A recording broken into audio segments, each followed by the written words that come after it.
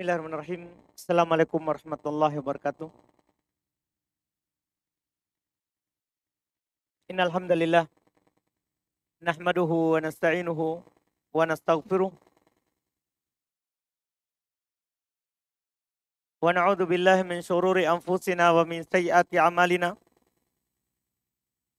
May yahdihillahu fala mudhillalah wa may yudlil fala hadiyalah.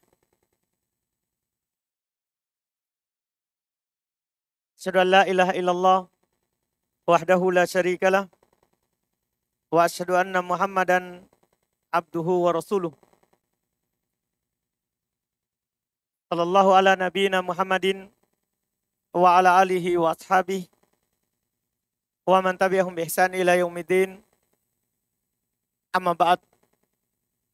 Al-ikhwan wal akhwat rahimani wa rahimakumullah. Alhamdulillah, pada malam hari ini tentunya kita bersyukur kepada Allah Subhanahu wa taala. Kembali kita melanjutkan kajian kitab Al-Ghayatu wa Taqrib atau yang dikenal dengan Matan Abi Syuja, fikih praktis dalam mazhab Syafi'i. Ini adalah pertemuan atau majelis ke-10 di kitab ini semenjak kita memulainya. Seharusnya ke-11. Cuman di pekan lalu kita tentunya maklumi bersama tidak bisa bermajelis dengan mengkaji kitab ini semenjak kita mulai. Baru satu kali pekan lalu kita ada halangan dari membahas dan mengkaji kitab ini.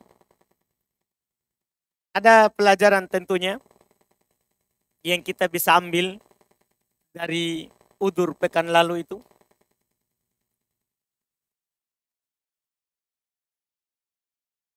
Pelajaran bagi kita adalah selama kita diberikan keluasan untuk belajar, itu kita harus berlomba-lomba untuk belajar selama dibukakan. Untuk kita waktu, kesempatan, tempat, jangan ditunda. Karena kita tidak tahu kapan kita bisa melakukan yang seperti ini dan kapan kita tidak bisa untuk melakukannya. Oleh karena itu Nabi Shallallahu Alaihi Wasallam beliau pernah berwasiat, badiru bil amali fitanan, bersegeralah dalam beramal, dalam melakukan apa yang kita ingin lakukan. Sebelum datangnya fitanan, fitnah di sini maksudnya bukan fitnah dalam bahasa kita, bahasa Indo. Maksudnya di sini adalah bala. Sebelum datangnya ujian, cobaan yang menghalangi kita untuk berbuat, untuk beramal. Kakito illailil mudlimah. Seperti potongan malam yang sangat gelap gulita. Sehingga kita tidak bisa berbuat apa-apa. Yang kadang kata Nabi, seorang di pagi harinya mukmin, tapi di sore harinya sudah kafir.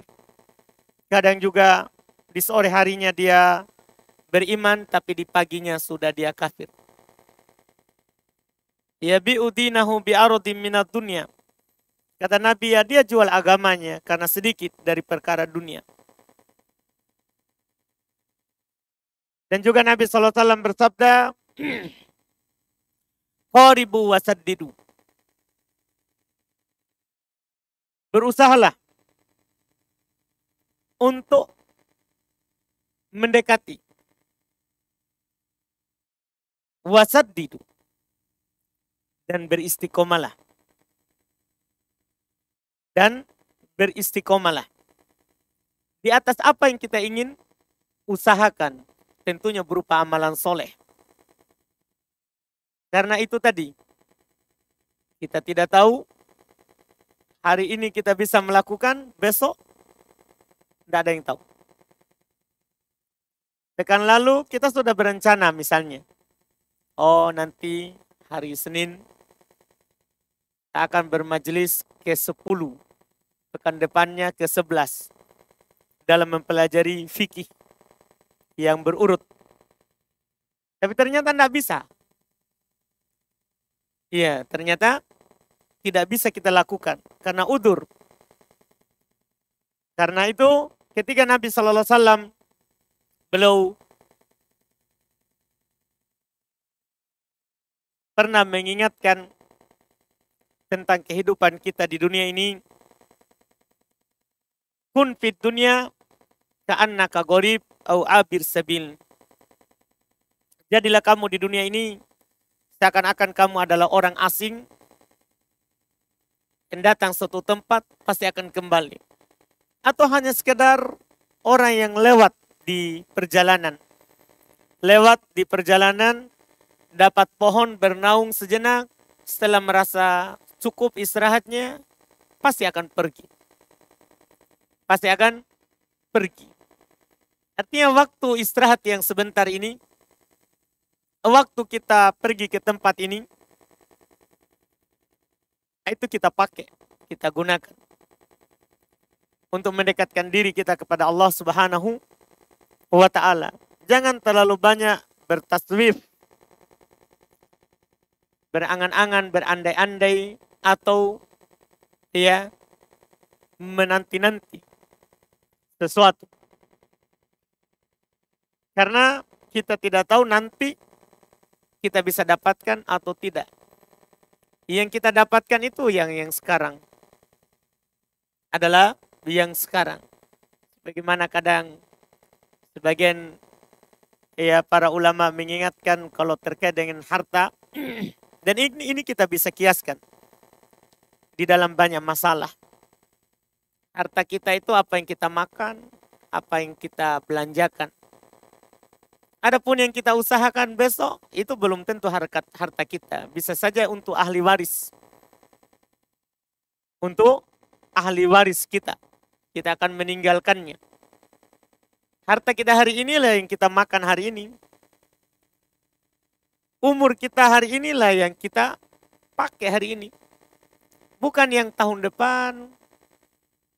Ya. 2 tahun kemudian. 20 tahun kemudian, bukan. Tapi yang hari ini. Tapi yang hari ini.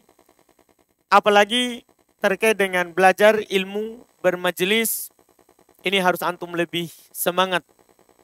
Karena kebutuhan kita terhadap perkara dunia, itu kalau dibandingkan kebutuhan terhadap ilmu, itu tidak ada bandingannya. Imam Ahmad rahimahullah pernah beliau ingatkan bahwa kebutuhan kita terhadap ilmu itu melebihi makanan dan minuman. Karena makanan dan minuman 2 kali makan, 3 kali dalam sehari itu sudah cukup. Tapi kalau ilmu, kata beliau, kebutuhan kita adalah sepanjang napas kita. Sepanjang dari napas kita. Beliau pernah ditanya oleh salah seorang yang melihatnya selalu bawa pulpen, selalu bawa kertas untuk menulis. Belum pernah ditanya, ila mata, sampai kapan kamu seperti itu? Sampai kapan kamu seperti itu? Maka belum menjawab, minal mahbaro ilal makbaro. Ya, dari kecil sampai ke kuburan. Dari ayunan pangkuan ibu sampai kita meninggalkan dunia itu. Iya, inilah yang beliau katakan untuk kita betapa pentingnya dan butuhnya kita kepada kajian ilmu. Sebelum datang berbagai macam ujian dan cobaan yang menghalangi kita dari bermajelis. Alhamdulillah di malam hari ini, setelah pertemuan sebelumnya kita membahas mandi wajib, mandi-mandi yang diwajibkan. Maka selanjutnya penulis Al-Qadhi Abu Syuja Asy-Syafi'i rahimahullahu ta'ala belum membahas mandi-mandi yang disunahkan. Sebelum masuk di pembahasan mengusap di atas sepatu atau kaos kaki. Kata beliau rahimahullah, faslun. Pasal wal aksalul masnunatu sab'ata asyarata guslan. Mandi-mandi yang disunahkan itu ada 17 mandi. Ada 17 jenis mandi. Walaupun sebagiannya tidak ada dalilnya yang sah dari Nabi. Bahkan ada dalilnya tapi dhaif. Tapi ini semua jenis mandi yang disebutkan dalam fikih. Dalam fikih. Kata beliau yang pertama, guslul jum'ah. Mandi pada hari Jumat. Belum masukkan mandi pada hari Jumat sebagai mandi yang sunnah. Dan apa yang disebutkan oleh penulis di sini bahwa mandi Jumat adalah sunnah, ini berdasarkan madhab dari Imam Syafi'i rahimahullahu ta'ala dan juga merupakan madhab dari mayoritas ulama. Dari mayoritas ulama madhab. Walaupun di sana ada sebagian ulama seperti orang-orang Dhahiriyah berpendapat bahwa mandi Jumat hukumnya adalah wajib. Ada yang berpendapat.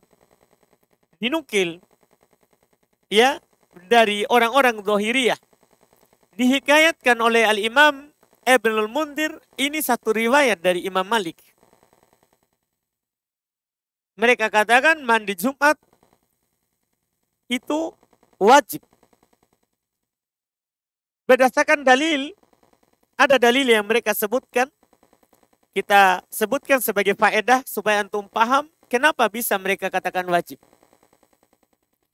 Dalil mereka pertama adalah hadits yang diriwayatkan oleh Imam Muslim rahimahullah. Dari sahabat Ibnu Umar radhiyallahu taala anhu, Abdullah Ibnu Umar. Katanya Nabi Shallallahu alaihi wasallam bersabda, "Man ata minkumul jum'ata falyaktasil." Siapa di antara kalian menghadiri Jumat, mendatangi sholat Jumat, maka hendaklah dia mandi. Kata orang-orang Dhahiriyah, ini perintah. Dan asal daripada perintah adalah wajib. Itu kaidahnya. Demikian pula mereka berdalil dengan hadits lagi yang lebih jelas, riwayat Bukhari Muslim. Tapi dari hadits Abu Sa'id Al-Khudri. Yaitu sahabatnya beda, yang meriwayatkan juga beda. Kalau tadi riwayat Imam Muslim. Ini riwayat Imam Al-Bukhari dan Imam Muslim dari sahabat Abu Sa'id Al-Khudri. Lebih jelas sebenarnya daripada hadits yang tadi lagi. Kata Nabi SAW, guslul jum'ati wajibun ala kulli muhtalim. Mandi Jumat itu wajib bagi setiap orang yang sudah balik. Sudah usia balik. Yaitu sudah tumbuh bulu di sekitar kemaluannya. Atau dia sudah mimpi basah. Ya. Mimpi berhubungan dan keluar maninya. Ini masuk usia balik. Bagi perempuan keluar darah haidnya. Mandi di hari Jumat wajib bagi setiap orang yang sudah balik. Ini langsung disebutkan wajib. Hanya saja mayoritas ulama rahimahumullah tahu hadis ini memang ada perintah. Cuman mereka tetap berpendapat sunnah. Kenapa bisa? Karena ada hadis lain yang memalingkan dari perintah menjadi sunnah. Menjadi sunnah. Apa itu haditsnya yang memalingkan hal ini? Pertama, hadits yang diriwayatkan oleh Al-Imam Abu Dawud, At-Tirmidzi, An-Nasa'i, sebelumnya diriwayatkan juga oleh Imam Ahmad rahimahullah. Dari sahabat Samurah ibnu Jundub radhiyallahu taala anhu, kata Nabi SAW, man tawaddo'a yaumal jum'ati fabiha wa ni'mat. Wa man iktasala fal ghuslu afdal. Siapa yang berwudu pada hari Jumat, maka itu nikmat. Itu cukup dan itu nikmat. Tapi siapa yang mandi, maka mandi lebih utama. Tidak dikatakan wajib kalau dibilang lebih utama. Kalau dikatakan lebih utama. Ini dalil pertama. Yang memalingkan dari perintah menjadi sunnah. Karena Nabi bilang mandi lebih utama. Tapi siapa yang hanya berwudu, cukup. Siapa yang hanya berwudu, cukup. Dalil mereka kedua. Hadits diriwayatkan oleh Imam Al-Bukhari dan Imam Muslim. Dari Aisyah radhiyallahu taala anha. Di masa Nabi SAW itu Jumat hanya di Masjid Nabawi di Madinah. Sehingga kalau hari Jumat itu dari lembah-lembah, dari kampung-kampung datang sholat Jumat. Datang sholat Jumat. Ya biasa mereka kalau datang ke Masjid Nabi, mereka ketemu Nabi SAW. Sehingga mereka datang melewati debu, panas. Sampainya di Masjid Nabi SAW keluar bau. Tentunya bau yang tidak sedap, bau badan. Karena keringat.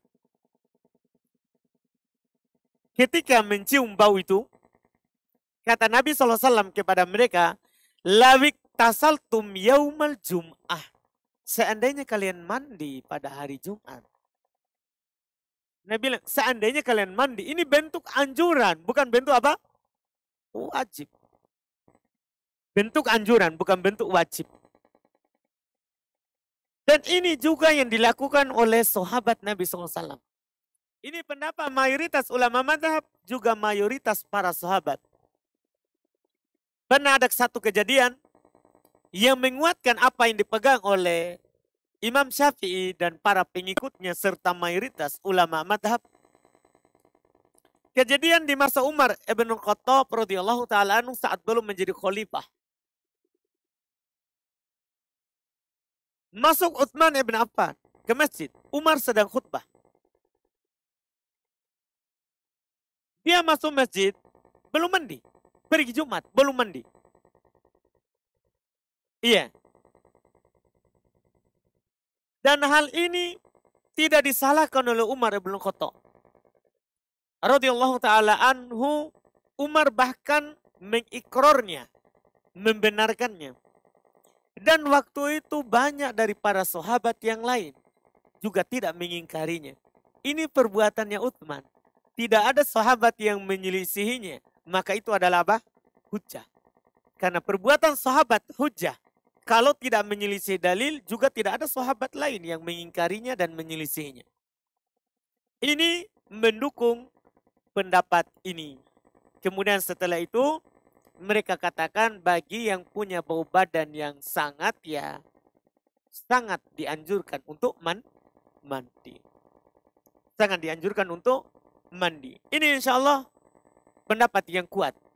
Apa yang dipegang oleh penulis di sini dalam madhab Syafi'iyah. Yang menyelisih dari madhab adalah hanya Imam Malik. Itu pun beliau juga dinukil dalam madhab yang lain, pendapat yang lain. Beliau menguatkan juga sunnah. Juga sunnah. Ini tentang mandi Jumat. Tentang mandi Jumat. Bagi antum yang mau keluar dari silang pendapat, ya mandi aja. Daripada antum berselisih dalam berpendapat, kan yang dikatakan kan bukan tidak disyariatkan. Tapi apa? Sunnah. Sepakat disyariatkan. Cuman wajib atau sunnah. Wajib atau sunnah. Untuk keluar dari silang pendapat, ya mandi saja. Kapan waktunya? Terbentang waktunya mulai dari terbit fajar. Itu mandi Jumat. Mulai dari terbit fajar. Dan dalam mazhab Syafi'iyah paling utama itu sebelum berangkat. Karena ilah dari mandi Jumat adalah untuk menghilangkan bau badan supaya harum ke masjid. Maka kalau mandi sebelum berangkat itu lebih bagus. Itu lebih bagus. Tapi siapa yang mandi dari setelah terbitnya fajar cukup. Cukup. Misalnya kalau ada seorang malam harinya dia junub sama istrinya malam Jumat. Atau bagi yang belum menikah mimpi basah rezeki di hari Jumat. Iya. Maka kalau dia tunggu mandinya sampai adzan supaya masuk fajar. Kan kalau adzan masuk waktu subuh. Di situ awal mulai dibolehkan untuk mandi Jumat dan dianggap kita telah mandi Jumat. Di situ. Adapun sebelum fajar enggak. Tidak dianggap. Karena memang dalam hadis mandi hari Jumat. Mandi hari Jumat. Ini waktunya terkait dengan ya kapan kita mandi. Kemudian berikutnya kata beliau rahimahullah, wal guslu min ghuslil mayyit. Demikian pula katanya di antara mandi yang sunnah adalah mandi setelah memandikan mayat. Mandi setelah memandikan mayat. Ini disebutkan mandi setelah memandikan mayat, asal dan dasar mereka adalah hadits yang diriwayatkan oleh Imam Abu Daud. Ya, hadits yang diriwayatkan oleh Imam Abu Daud. Juga Al-Imam At-Tirmidzi serta Ibnu Majah. Dari sahabat Abu Hurairah radhiyallahu taala anhu, bahwasanya Nabi Shallallahu alaihi wasallam bersabda, iya, dalam sebuah hadis, man ghassala mayyitan falyagtasil wa man hamalahu falyatawaddo. Ini haditsnya. Kata Nabi SAW, man ghassala mayyitan falyagtasil. Siapa yang memandikan mayat, maka hendaklah dia mandi. Wa man hamalahu, siapa yang mengusungnya, memikulnya, memikul kerandanya, maka hendaklah dia berwudu. Hadits ini dipakai oleh para ulama dalam dua masalah. Masalah pertama, disunahkannya mandi bagi yang memandikan mayat. Masalah yang kedua, disunahkannya berwudu bagi orang yang memikul, mengusung jenazah. Iya. Ini yang dipakai haditsnya. Cuman, para ulama rahimahumullah menyatakan hadits ini adalah hadits dhaif. Bahkan Imam Syafi'i beliau sendiri berkata, lau sohal hadits la qultu biwujubih. Kalau seandainya sahih hadis ini saya akan katakan wajib. Artinya ini isyarat dari Imam Syafi'i, ini hadits apa? Dhaif. Karena beliau bilang kalau seandainya sahih, saya akan berkata akan wajibnya.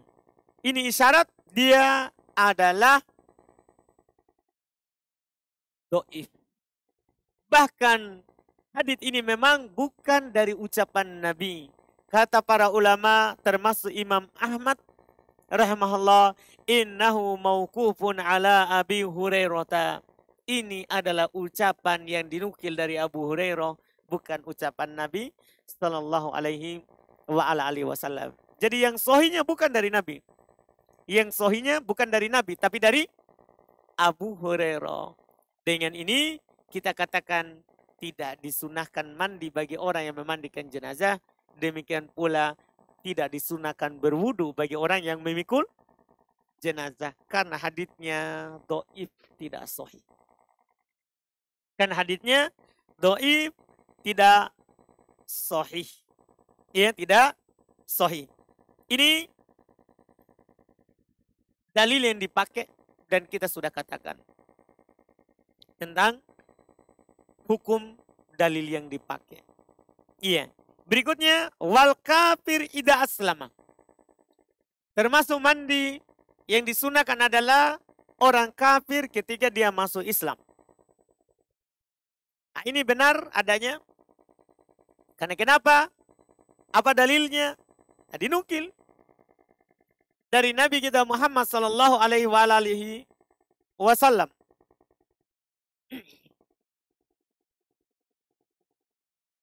Saat Qais ibn Asim, demikian pula Sumama ibn Uthal masuk Islam, Nabi SAW menyuruhnya untuk mandi.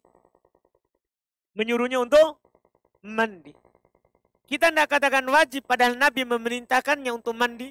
Karena tidak semua yang masuk Islam, Nabi perintahkan untuk mandi.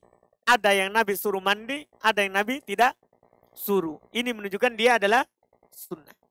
Hadis tadi tentang mandinya Qais ibn Asim dan Sumama ibn Uthal itu diriwayatkan oleh Imam Abu Daud, At-Tirmidzi, An-Nasai, Imam Ahmad. Ya, diriwayatkan dari sahabat Sumama ibn Uthal, juga diriwayatkan oleh Qais ibn Asim, pemilik kisah, juga diriwayatkan oleh Abu Hurairah radhiyallahu taala anhu. Bahkan asal daripada hadis ini ada dalam riwayat Imam Muslim dengan lafaz yang lebih panjang. Jadi ini betul sunnah mandi bagi orang yang masuk Islam. Kemudian yang berikutnya kata beliau, wal majnun idza afaqa. Demikian pula disunahkan untuk mandi orang yang gila apabila dia sudah sadar dari gilanya. Alasan mereka adalah bisa saja saat dia gila dia mimpi basah, cuman kan dia tidak sadar karena apa? Gila. Maka disunahkan untuk mandi, dan ini adalah pendapat mayoritas ulama rahimahumullahu ta'ala. Sunnah mandi bagi orang yang sadar dari gilanya. Demikian pula kata beliau, wal mugma alaihi idza afaqa. Demikian pula orang yang pingsan apabila dia bangun dari pingsannya. Ini kita katakan sunnah karena saat Nabi kita Muhammad SAW waktu beliau sakit keras di akhir hidup beliau, waktu itu beliau pingsan, sering pingsan. Kalau beliau sadar maka beliau mandi dan beliau pergi ke masjid. Apa yang dilakukan oleh Nabi kita ini menunjukkan hukumnya adalah sunnah. Ini masalah alhamdulillah jelas tentang orang yang pingsan kemudian dia sadar disunahkan untuk mandi. Yang berikutnya kata beliau wal ghuslu indal ihram. Termasuk yang disunahkan adalah mandi ketika kita mau berihram. Apakah berihram untuk haji ataupun berihram untuk umroh. Disunahkan untuk mandi. Dan alhamdulillah untuk masa kita sekarang ini zaman penuh dengan kemudahan. Kita kalau pergi umroh maka sudah disiapkan di sana tempat untuk ganti pakaian dari pakaian biasa ke pakaian ihram, bahkan disiapkan untuk mandi. Pas di tempat yang kita mulai berihram. Kalau kita mulai dari Madinah, maka ada disiapkan di tempat yang bernama Dzul Hulaifah atau yang dikenal sekarang dengan Bir Ali. Di sana ada masjid dan banyak kamar mandinya disiapkan. Jadi kita sebelum pergi mengganti pakaian di sana ya kita mandi. Pakai sabun, pakai parfum boleh. Sebelum berihram, karena setelah berihram tidak boleh lagi pakai parfum. Setelah kita pakai pakaian berihram dan sudah niat untuk masuk ihram, tidak boleh lagi pakai parfum sampai selesai dari sa'i dan cukur. Ya, maksudnya ke Mekah tawaf 7 kali, kemudian sa'i, ya 7 kali, setelah itu cukur baru boleh. Jadi sunnah sebelumnya untuk mandi ihram. Dalil dalam masalah ini akan sunnahnya banyak.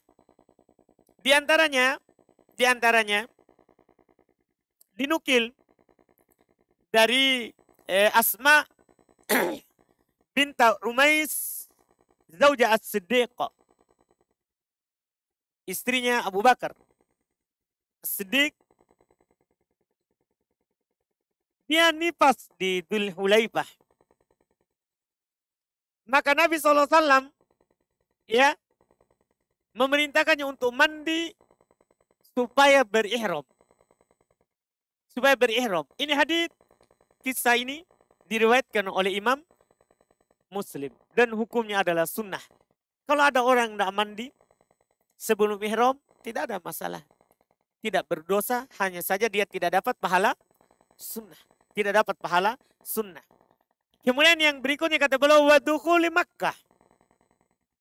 Termasuk tempat yang disunahkan bagi kita untuk mandi adalah ketika kita masuk Mekah. Walaupun kita tidak mau ihram, tidak mau umroh.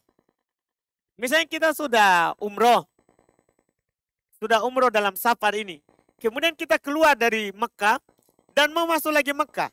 Bukan untuk berumroh. Misalnya ada orang punya kebutuhan pekerjaan misalnya, sunnah. Ketika masuk Mekah untuk mandi. Untuk mandi. Ini dikatakan sunnah karena dinukil dari sahabat Ibnu Umar radhiyallahu taala anhuma. Bahasanya Ibnu Umar tidaklah belum mendatangi Makkah kecuali belum mandi dulu sebelum masuk Makkah. Apa yang dilakukan oleh Ibnu Umar ini sunnah. Karena perbuatan sahabat ketika tidak ada yang menyelisihinya dan tidak menyelisih juga dalil, maka itu hukumnya dalil ada hujah.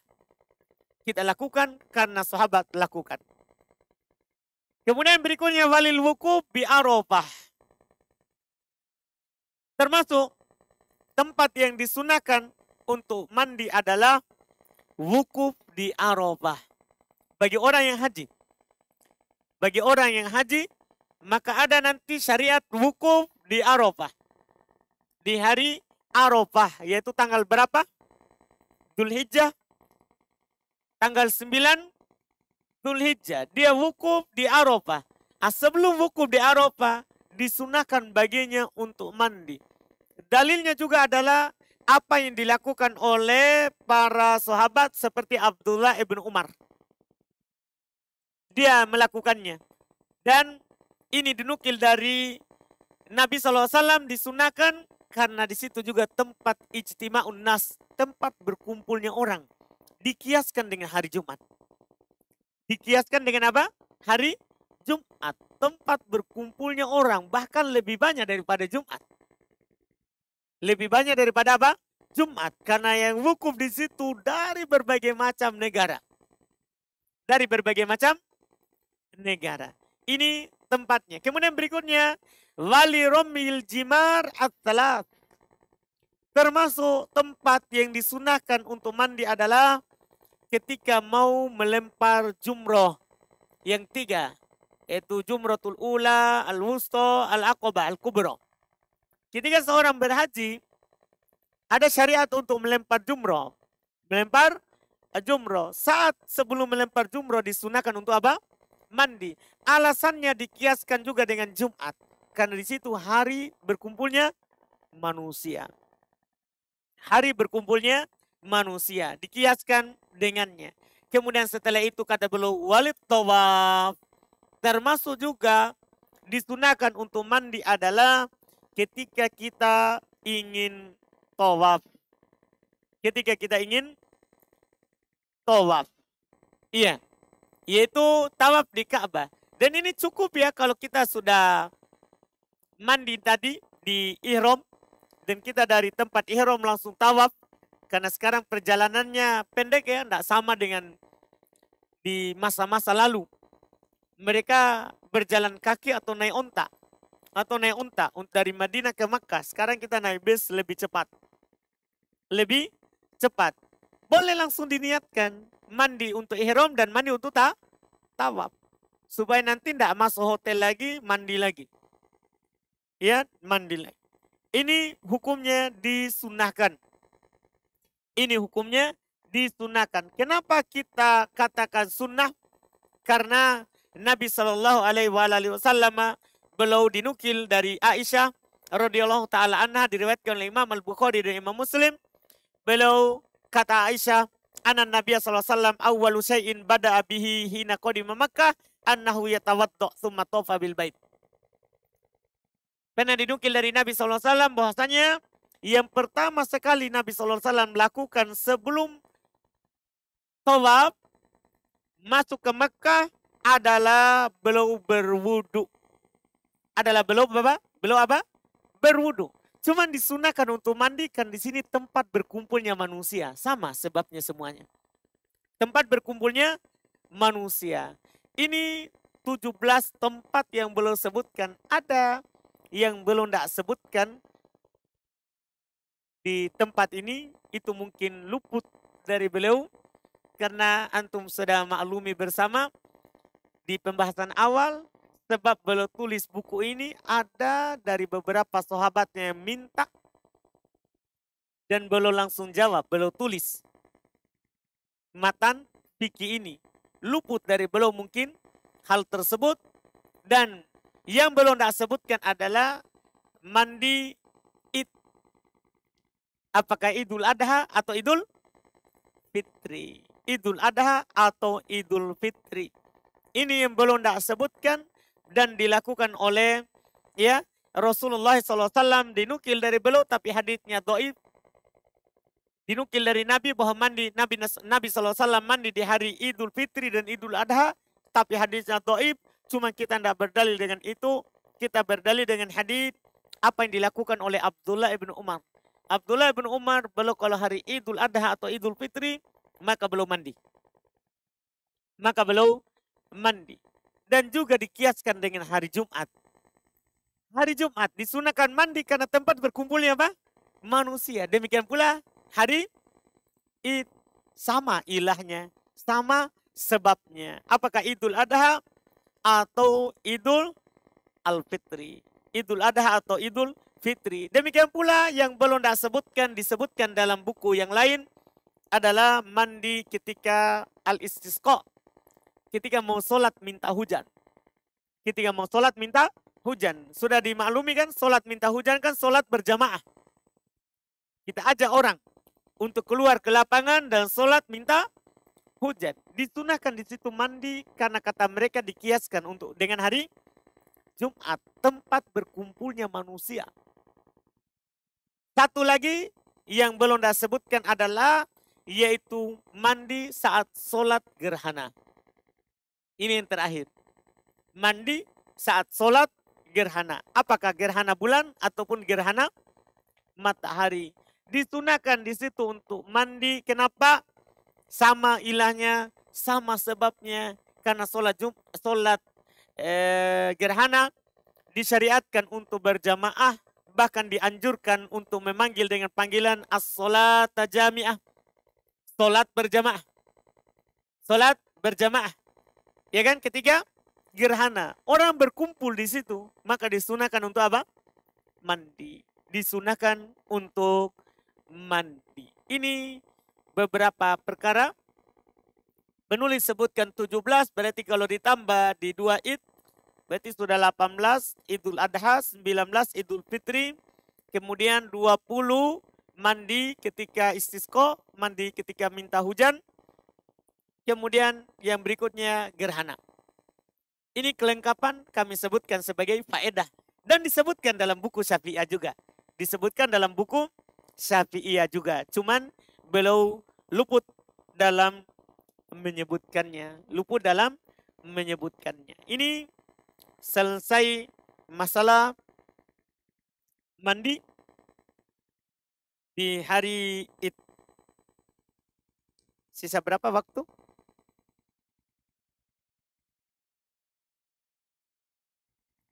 Kita tanya jawab?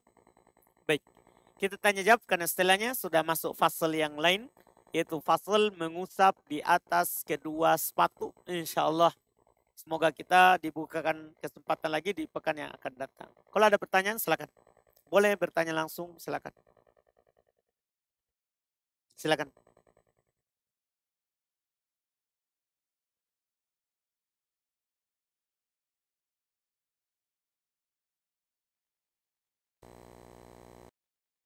Baik.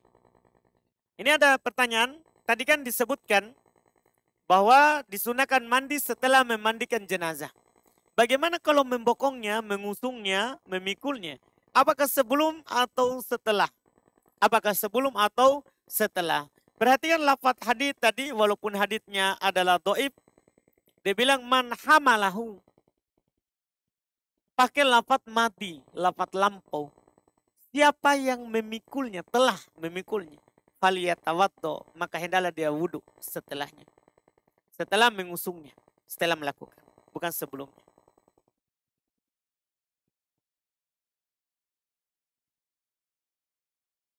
Baik, di sini ada beberapa. Bagi ikhwan yang mau bertanya silakan angkat tangan saja, enggak apa-apa.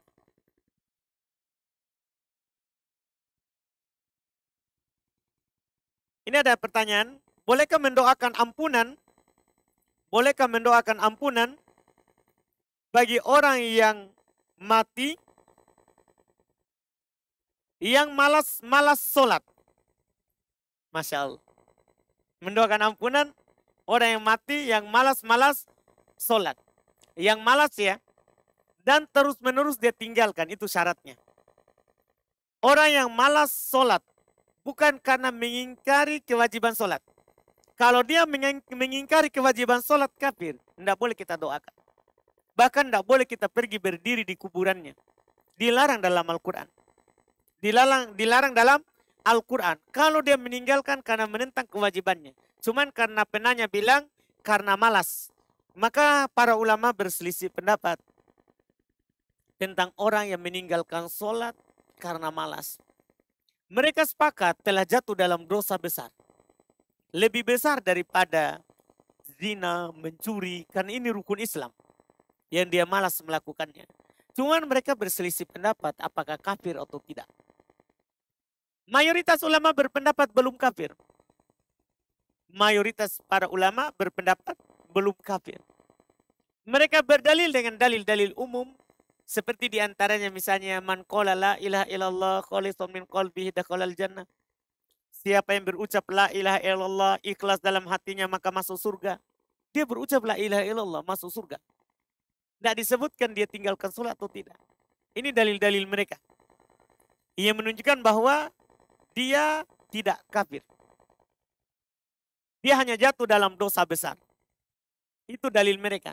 Hanya saya sebagian para ulama, dan ini juga yang dipegang oleh Syekhul Islam Ibn Taimiyah rahimahullah, belum menjelaskan dan menyatakan bahwa orang yang meninggalkan sholat, walaupun karena malas, maka dia telah kafir. Apa dalilnya? Dalil pertama adalah Allah Subhanahu wa taala berfirman, wa in tabu wa aqamus sholata wa ataz zakata wa aqamus sholata wa atuz zakata fa ikhwanukum fid din. Kalau mereka bertobat dan mendirikan sholat serta mengeluarkan zakat, maka itu saudara kalian dalam agama. Di sini tidak dibilang, dia bilang mendirikan sholat. Dia sholat. Maka dia saudara kalian dalam agama. Kalau tidak mendirikan sholat, walaupun karena malas, bukan saudara dalam agama. Kan tidak dirinci. Ini dalil pertama. Dalil kedua adalah sabda Nabi kita Muhammad sallallahu alaihi wasallam.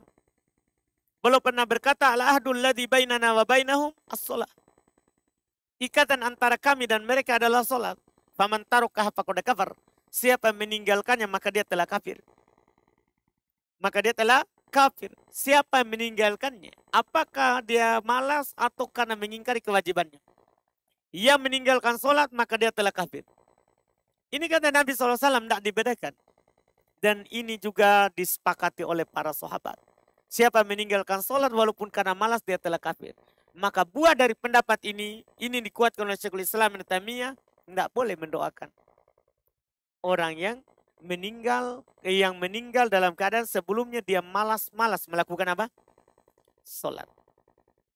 Iya. Walaupun saat hidup dianjurkan pemerintah meminta untuk dia bertobat. Pemerintah. Dia meminta untuknya bertobat. Kalau tidak mau bertobat dibunuh karena orangnya murtad. Karena dihukumi apa? Murtad. Tapi itu pemerintah bukan kita. Jangan sampai sebentar pulang sholat. Sholat. Kalau tidak bunuh. Enggak, itu bukan kita, itu pemerintah. Itu pemerintah. Wallahualam. Silakan.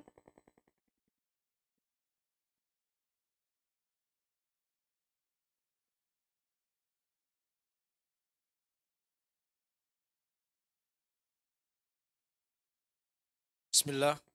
2 pekan lalu kita membahas mengenai masalah bab mandi. Saya ada contoh kasus, Ustaz. Hmm. Yang saya pahami ketika misalnya timba masuk ke sumur, ketika kita mau mengulangi itu kita dianjurkan berwudu. Itu yang saya pahami. Terus bagaimana jika si pemilik timba ini mempunyai 2 sumur? Ah, Dia ke sumur pertama, apakah dia harus berwudu saja kemudian ke sumur berikutnya atau harus mandi? Terima kasih. Masya Allah. Pertanyaan mantap. Kita berapa sumur tak? Oh, 1 Ji. Alhamdulillah. Baik. Baik, Alhamdulillah. Tapi mau berilmu dulu ya. Baik. Iya. Jadi kan kita bahas memang, Alhamdulillah, bahwa bagi orang yang mau mengulang, bahkan kita tidak bilang wudhu, Pak. Bagi orang yang mau mengulang, itu hendaklah dia mandi. Karena Nabi sebutkan dalam hadis lain kan itu ansyad. Itu lebih membuat semangat. Muncul semangat baru. Setelah timba pertama sudah berhasil, tentunya badan loyo dengan tersentuh air akan kembali segar lagi. Itu di sumur sayang sama, Pak. Disunahkan mandi. Apalagi beda sumur harus mandi. Masa bau di sumur pertama dibawa ke sumur kedua? Kasihan, apa kata dunia, Pak? Iya kan? Kasihan. Kita harus punya perasaan sedikit lah pada sumur kedua. Dan sampai di sumur pertama bau tak segar, sumur kedua baunya, sudah tidak enak lagi. Sisa-sisa mam ini didapat. Iya. Jadi lebih dianjurkan, Pak. Lebih dianjurkan. Bahkan karena kita sebutkan kasus, maka ada kasus di masa Nabi SAW dinukil oleh Anas bin Malik radhiyallahu ta'ala anhu. Pernah Nabi SAW satu malam dia datangi semua istrinya. Dan setiap sebelum ke satu belum mandi dulu. Maka itu menunjukkan apa? Sunnah. Sebelum kita pergi menimba lagi ke sumur lain. Seperti itu, Pak. Alhamdulillah. Semoga ilmu ini bermanfaat untuk kita. Alhamdulillah.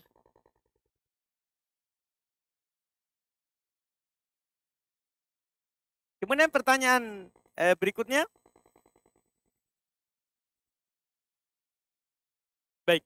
Ini ada pertanyaan, apa hukum membagi-bagikan uang riba atau bunga tabungan kepada teman-teman dengan niat berlepas diri dari harta tersebut? Teman tak orang miskin atau orang kaya? Itu dulu yang ditanya. Karena para ulama kita memfatwakan seperti yang dinukil dari fatwa Syekhul Islam Ibnu Taimiyah rahimahullah, uang riba itu hanya 2 jalurnya, 2 arahnya. Pertama ke kebutuhan umum tapi bukan tempat ibadah. Kebutuhan umum tapi bukan masjid. Iya, bisa WC, saluran air, jalan, jembatan, kebutuhan umum. Itu tempat pertama. Tempat kedua kepada orang miskin. Kepada orang miskin. Dengan niat berlepas diri dari harta riba, bukan berniat sedekah. Itu syaratnya. Itu syaratnya. Karena kalau berniat sedekah tidak diterima. Berdalilkan dengan hadits, innallaha thayyibun la yaqbalu illa thayyiba. Allah Maha baik, tidak menerima kecuali yang baik saja. Maka kalau dari harta yang haram, niatnya bukan sedekah, tapi berlepas dari dosa. Dan niat berlepas dari dosa itu juga ibadah. Itu juga ibadah. Sama pahalanya. Sama pahalanya. Dengan berlepas dari, berniat sedekah sama berlepas dari harta kotor. Sama pahalanya. Itu 2. Jadi teman kita ini tergantung. Dia orang kaya atau orang miskin. Kalau orang kaya enggak boleh. Bukan tempatnya di situ. Kalau orang miskin, boleh. Kalau orang miskin, boleh. Wallahualam. Kemudian pertanyaan kedua, mana yang lebih utama, membaca Al-Quran 2 halaman setiap hari, atau membaca 2 ayat saja, tapi membaca dengan artinya dan tadabbur. Ya tentunya membaca dengan tadabbur itu lebih utama daripada membaca biasa. Dan itu yang dilakukan oleh para sahabat radhiyallahu taala anhum. Mereka tidak melewati 10 ayat kecuali setelah memahami maknanya, bahkan menginfakkan hasilnya, maksudnya beramal dengan keharusannya. Beramal dengan keharusannya. Itu mereka para sahabat. Itu lebih utama daripada sekedar membaca. Daripada sekedar membaca, wallahualam.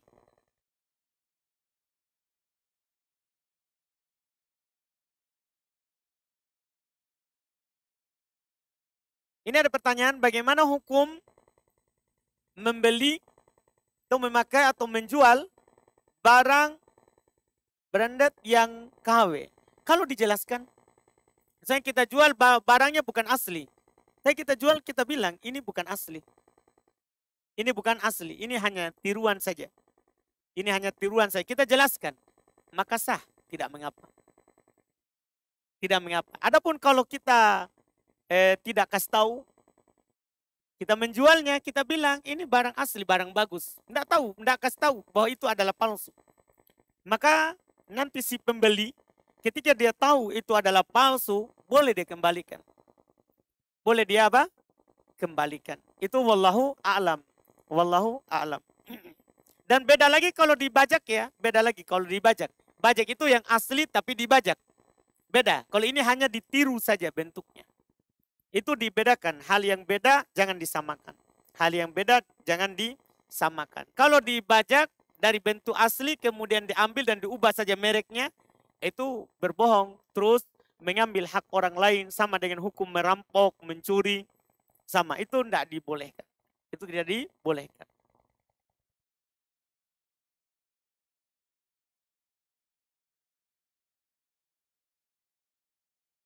Bagaimana kalau pemilik merek? Ya, itu masalah si penjual. Si penjual yang masalah, sama yang punya merek, bukan si pembeli. Dosanya bagi yang menjual, karena dia membajak punyanya orang. Itu kan? Kalau dia meniru ya, bukan membajaknya. Ya, masalahnya dia yang berdosa, salah kalau dia tidak meminta izin itu. Adapun kita membeli, tidak ada hubungannya. Kalau kita kasih tahu, ini bukan asli. Ini bukan asli, wallahualam.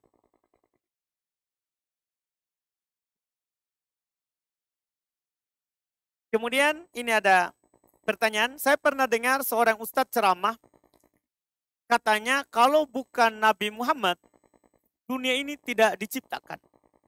Dan benarkah nama Nabi Muhammad sudah tertulis di pintu surga sebelum dunia ini diciptakan? Wah, iya, ini hanya cerita-cerita kosong saja.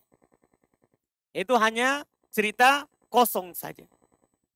Iya, Allah Subhanahu wa Ta'ala, betul, sebelum Allah menciptakan segala sesuatu, yang pertama sekali Allah ciptakan adalah Al-Qalam. Pena. Allah katakan kepadanya, uktub. Tulislah. Dan kolam itu bertanya, apa yang saya harus tulis? Kata Allah kepadanya, uktub ma huwa kain ilal abad. Tulislah apa yang akan terjadi sampai hari kiamat. Jadi termasuk Nabi Muhammad. Ditulis. Yang ada dalilnya itu bukan nama Nabi Muhammad di surga, tapi yang pertama membuka pintu surga yang mengetuknya adalah Nabi Muhammad. Nabi Muhammad. Kata Nabi SAW, nahnul akhirunal awwaluna yaumal qiyamah. Kita ini umat Islam, umat terakhir, tapi yang pertama di hari kiamat. Yang pertama di hari kiamat. Karena Nabi Muhammad SAW lah yang mengetuk pintu surga dan dibuka. Adapun ditulis namanya di surga, wallahualam. Kita butuh dalil, kan ini perkara goib. Kan ini perkara goib. Apalagi pernyataan tadi itu syirik. Ya, itu pernyataan syirik yang Allah ciptakan dunia ini karena Nabi Muhammad. Iya, Allah ciptakan dunia ini ya karena keinginan Allah. Karena Allah inginkan untuk dicipta. Bukan karena butuh kepada dunia, bukan karena butuh kepada alam semesta. Karena Allah Subhanahu wa Ta'ala Maha Kaya, tidak butuh kepada segala sesuatu, tapi segala sesuatulah yang butuh kepadanya. Iya. Kalau seperti itu pernyataan kan berarti Allah butuh kepada Nabi Muhammad. Iya. Sementara di dalam ayat, kita sudah hafal semua ayatnya. Surat Al-Ikhlas. Qul huwallahu ahadu. Allahu somad di situ. Katakanlah dia Allah yang maha tunggal. Ayat yang kedua, Allahu somad. Ini yang kita maukan. Allah as-somad. Apa arti as-somad? Allah adalah yang tegak untuk dirinya dan menegakkan yang lain. Tidak ditegakkan oleh yang lain. Artinya bahasa mudanya, Allah yang mengatur kebutuhan segala sesuatu butuh kepadanya. Butuh kepadanya. Iya, butuh kepadanya. Itu wallahualam, itu pernyataan alhamdulillah sangat jauh. Iya, kita tidak perlu perhatikan, apalagi untuk diyakini ucapan yang seperti itu wallahualam.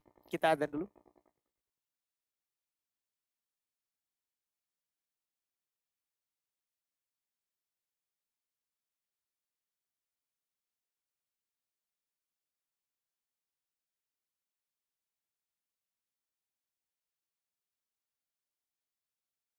Baik, kita lanjutkan baca pertanyaan. Ini ada pertanyaan. Hukum tasbih,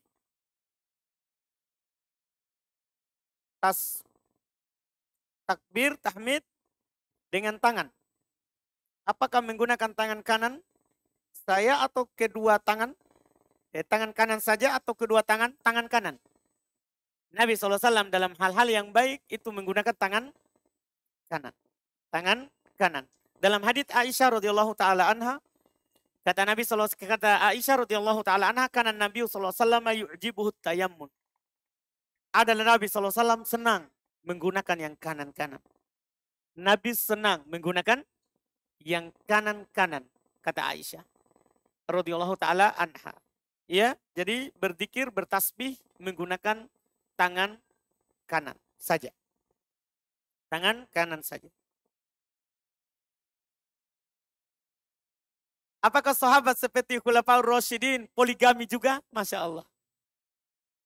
Iya. Iya. Utsman radhiyallahu taala anhu belum menikah. Istrinya itu dari masa jahiliyah dan masa Islam dinukis 9 orang. Tapi tidak langsung semua 9. Karena cuma 4 yang bisa disatukan. Abu Bakar dinukil 4 istrinya. Di masa jahiliyah dan di masa Islam kalau digabung. Ya, mereka poligami juga. Utsman juga. Ali juga. Cuman setelah meninggalnya anaknya Nabi SAW, Fatimah. Setelah meninggalnya Fatimah radhiyallahu taala anha, Ali juga menikah. Lebih dari 1. Mereka poligami. Iya. Dan poligami hukumnya adalah diperselisihkan hukumnya. Sama dengan hukum menikah. Iya. Poligami. Menikah yang pertama sama dengan hukum poligami. Bisa wajib, bisa sunnah, bisa makruh, bisa haram, bisa mubah. Sebagian orang kadang langsung bilang hukum poligami sunnah. Enggak. Bahkan Syekh Ibnu Utsaimin rahimahullah bisa dibaca di buku beliau kalau saya tidak salah ingat di Syarah Zadul Mustaqni, Syarah Mumti. Beliau nukil di jilid 11 atau 12 beliau kuatkan bahwa poligami itu hukumnya mubah bukan sunnah. Hukum dasarnya. Setelah itu bisa wajib, kan mubah itu kan wasilah. Kalau mengantarkan kepada wajib-wajib, kalau mengantarkan kepada dosa maksiat haram, bisa makruh. Jadi hukum asalnya kalau saya ingat kuatkan adalah mubah. Yang mubah ini bisa jadi wajib, bisa jadi sunnah, bisa jadi haram, bisa jadi makruh. Dan keadaannya dirinci. Keadaannya dirinci. Yang wajib itu bagaimana, yang sunnahnya bagaimana, yang makruhnya bagaimana, yang wajibnya bagaimana. Yang wajibnya bagaimana. Dan tentunya kalau kita merinci ya butuh kajian panjang. Karena ada keadaan-keadaannya. Yang jelas hukum dasarnya adalah mubah. Poligami. Perkara yang boleh. Perkara yang boleh. Iya, hukum dasarnya. Setelah itu kembali kepada kita masing-masing. Apakah diri kita masuk di yang wajib, atau masuk di yang sunnah, atau masuk di yang makruh, atau masuk di yang haram. Bisa masuk di salah satu empat itu. Kita yang tahu keadaan tak dan keadaan istri tak di rumah. Dan kita yang tahu ranjang tak dan kantong tak. Iya. Jangan sampai saya bilang sunnah, saya bilang wajib, ternyata kantong tak tidak cukup. Diri kita juga diranjang tidak cukup. Kan susah kalau saya bilang. Jelas kita hanya mengeraikan hukum asal dulu, hukumnya mubah. Boleh. Hukumnya boleh.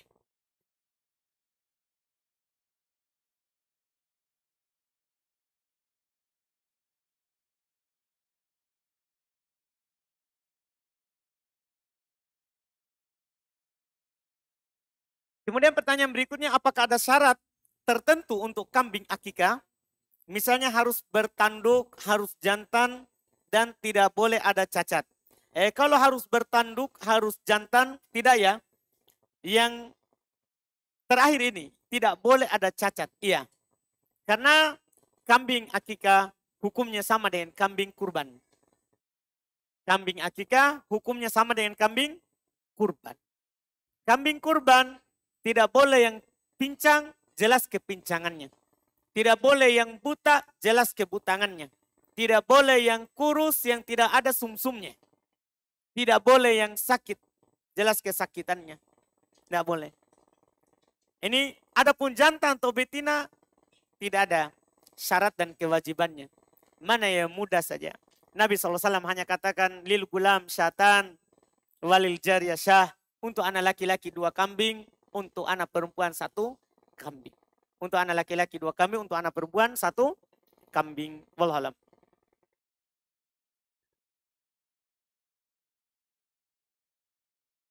Bagaimana hukumnya orang yang didolimi, tidak ridho dengan kedoliman orang kepadanya?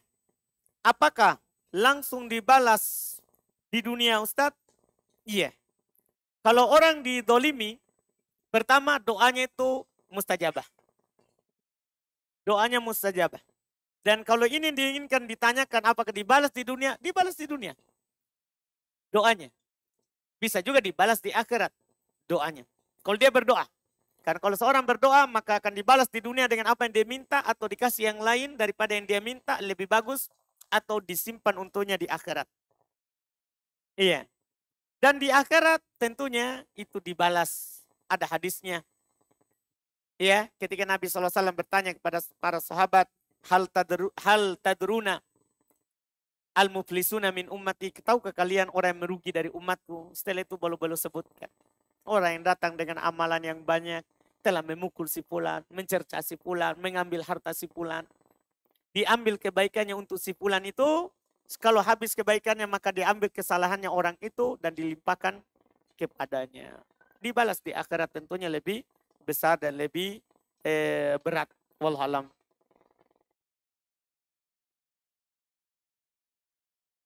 Ini ada pertanyaan, tapi mungkin cukup jawabannya yang pertama tadi.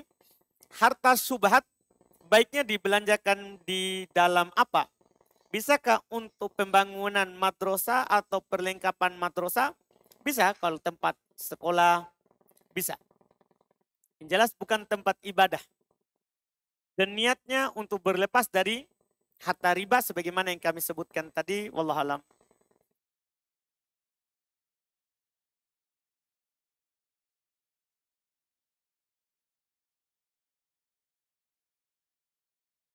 Ini ada pertanyaan, Ustaz, bagaimana menyikapi tradisi sungkeman saat hari raya? Karena setahu saya, kita tidak boleh bersujud di hadapan manusia. Sedangkan orang tua saya sangat sering melakukan adat tersebut. Dan kalau saya menolak, saya takut mereka akan marah dan mendurhakakan saya. Iya. Yang pertama betul yang kita tahu itu, kita tidak boleh sujud kepada manusia. Dalam syariat, kita tidak boleh, syariat Islam. Sebagian orang berdalil dengan apa yang dilakukan oleh Nabi Yusuf dan saudara-saudaranya. Itu mereka sujud kepada siapa? Orang tuanya, kan begitu. Mereka berdalil yang itu. Kita katakan itu syariat orang sebelum kita. Adapun syariat kita, tidak boleh. Ya, Allah katakan, ya ayyuhalladzina amanu irka'u wasjudu. Wahai orang-orang yang beriman, ruku dan sujudlah hanya untuk Allah saja.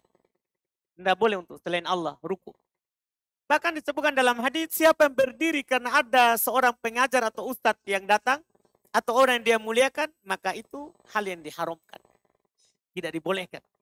Berdirinya, apalagi sampai ruku, sampai apa? Sujud. Tidak boleh dilarang dalam syariat kita. Cuman masalahnya bagaimana kalau kita seperti ini, kita tidak melakukannya, kita akan dianggap durhaka, tidak apa-apa. Kita kan tidak durhaka. Kita tetap berbuat baik kepadanya. Ada 3 perkara yang disebutkan oleh Syekhul Islam Ibnu Taimiyah rahimahullah.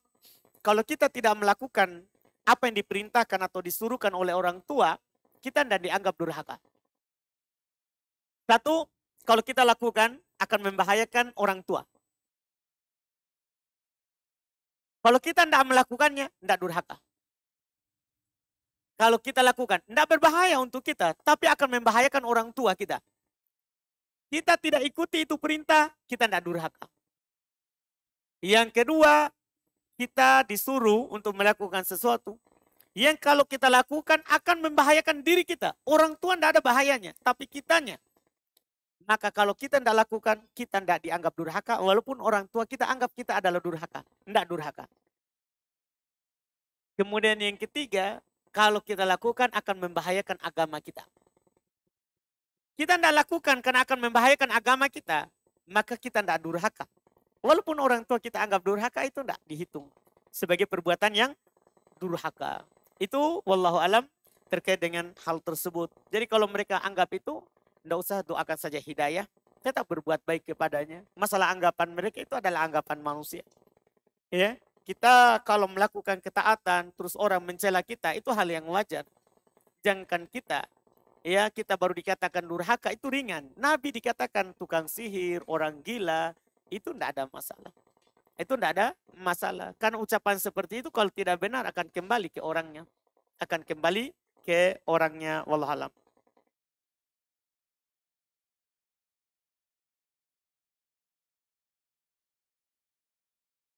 Ini ada pertanyaan lagi. Setiap ingin chat sama seseorang seperti menanyakan kabar, apakah mesti didahului salam atau tasmiyah? Tasmiyah. Karena mengirim pesan itu surat, masuk dalam jenis surat. Dan Nabi kalau menulis surat tidak assalamualaikum, tapi pakai bismillah. Pakai bismillah. Salam itu disunahkan kalau berjumpa. Salam itu disunahkan kalau berjumpa. Adapun berpesan itu menulis dengan memulai apa? Bismillah, bukan salam. Bukan salam. Kemudian berikutnya,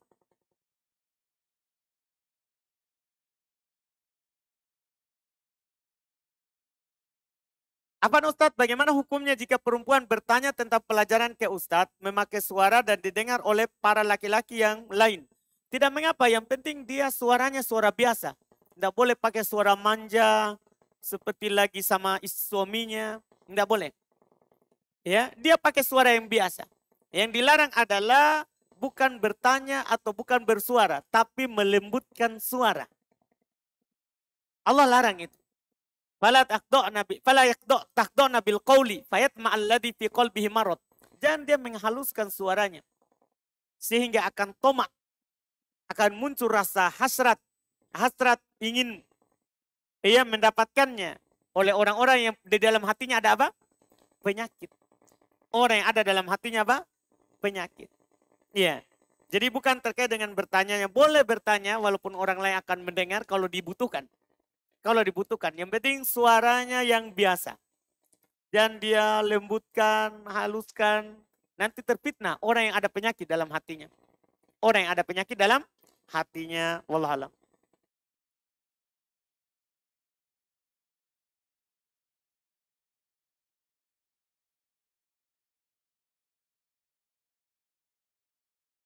Bolehkah memberi nama klub olahraga?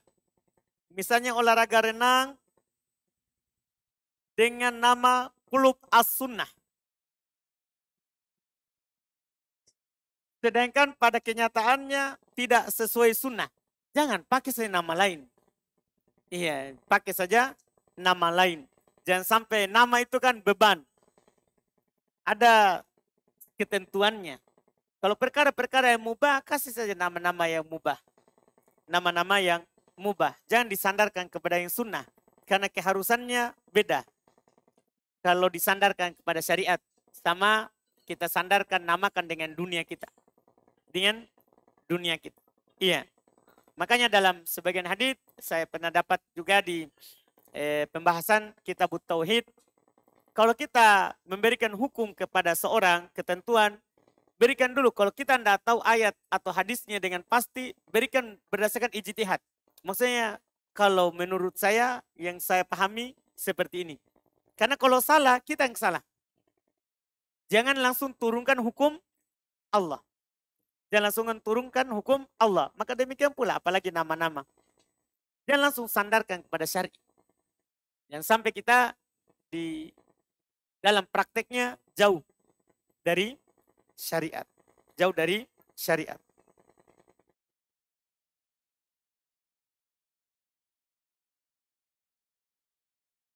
Kemudian pertanyaan berikutnya. Saya sudah izin pada ibu untuk bercadar. Jika ke majelis ilmu. Kalau di rumah dilepas lagi cadarnya. Tapi ibu tidak mengizinkan. Apakah jika saya meneruskan keinginan saya ini berdosa atau tidak Ustadz? Tidak. Tidak berdosa. Tidak berdosa. Karena la ta'ata li makhlukin fi ma'siyatil khaliq. Karena pada dasarnya seperti itu. Tidak boleh kita taat makhluk dalam rangka maksiat kepada al-khaliq. Kita kalau keluar pakai cadar tidak berdosa. Kembali ke rumah kita buka lagi. Tidak masalah karena kita bertakwa kepada Allah semampu kita. Kita bertakwa kepada Allah semampu kita.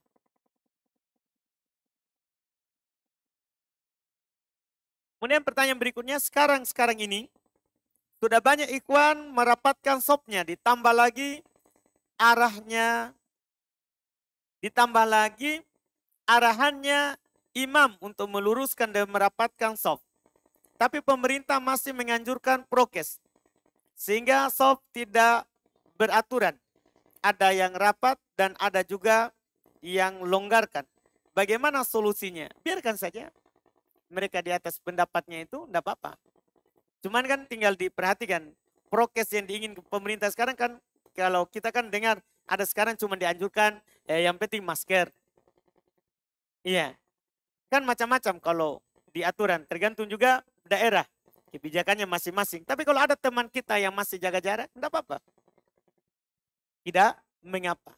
Selama masih ada udurnya, memang dia pegang dengan dasar yang kuat, dia memang tahu aturannya, dia memang baca, dia ikuti, tidak ada masalah. Tidak ada masalah. Iya, masalah tidak beraturan sopnya untuk sekarang ini kan dimaafkan. Untuk sekarang ini dimaafkan karena keadaannya. Karena keadaannya. Iya.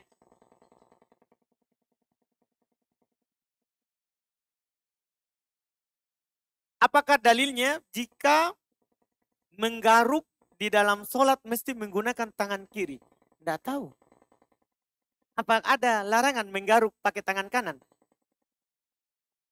Iya. Kan menggaruk bebas dengan tangan kiri ataupun dengan tangan kanan. Kecuali yang kita garuk tempat yang kotor. Tempat yang tidak bersih. Iya. Mereka bilang kalau kita menggaruk hidung mau keluarkan kotoran, sunahnya pakai kiri bukan yang kanan. Sunahnya. Karena sebentar kita salaman sama teman tak, kasihan. Iya. Jangan sampai masih ada melengket. Iya.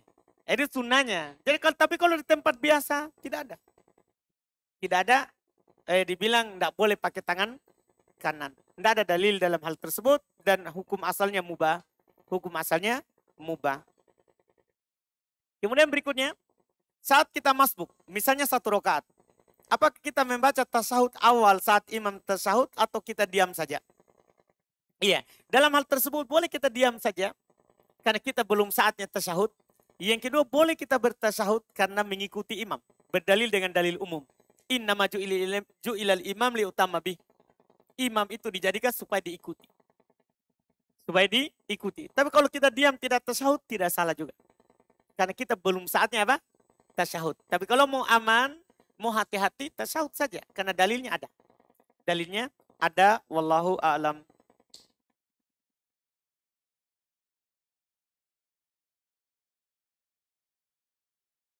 Buku, ini ada pertanyaan berikutnya, buku rekomendasi apa untuk bikin nikah yang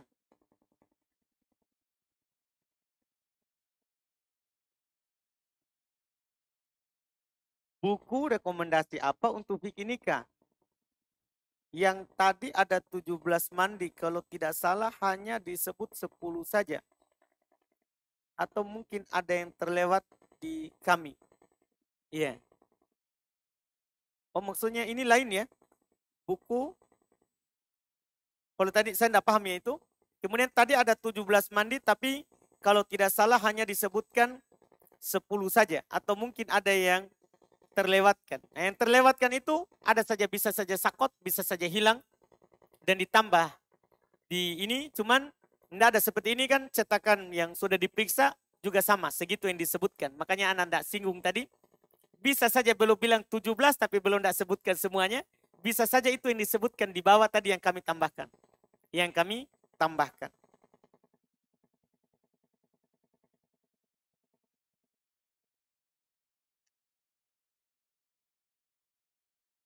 Ini ada pertanyaan, bolehkah menulis Latin dari Al-Quran atau dikir atau doa? Kalau dikir dan doa selain dari Quran boleh. Dikir dan doa selain dari Quran boleh. Kalau Quran tidak boleh. Para ulama bersepakat Quran tidak boleh dilatinkan. Karena Quran turun dengan bahasa Arab. Itu sifat Allah, tidak boleh kita ubah-ubah. Tidak boleh kita ubah-ubah. Itu kalau Quran. Kita harus tulis dengan lafaz Quran. Tidak boleh dilatinkan. Tidak boleh dilatinkan. Oh kami tidak bisa baca kalau tidak dilatinkan. Siapa suruh baca? Harus belajar. Kewajiban kita adalah sebagai seorang muslim apa? Belajar. Supaya bisa baca Quran. Dan baca Quran itu mudah. Belajarnya tidak cukup sebulan. Mudah. Karena kita cukup tahu alif bata. Setelah itu tahu makrotnya. Tambah sifatnya. Selesai. Itu tidak sampai sebulan. Yang jelas belajar Quran tidak sama dengan belajar selain Quran. Karena Al-Quran sudah dijamin untuk dimudahkan. Kata Allah, walaqad yassarna al-Qur'ana lidzikri hal mim muddakir. Sungguh kami telah mempermudah Al-Quran untuk zikir. Tapi apakah ada yang mau? Sekarang sisa maunya saja. Kapan kita mau pasti mudah. Kapan kita mau pasti mudah. Karena Quran dimudahkan. Karena Quran itu dimudahkan, alhamdulillah.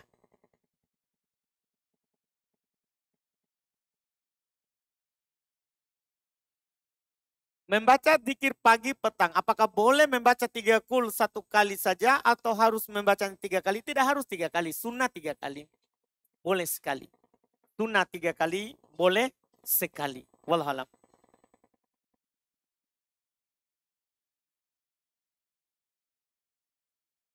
Ada yang bertanya langsung? Silakan.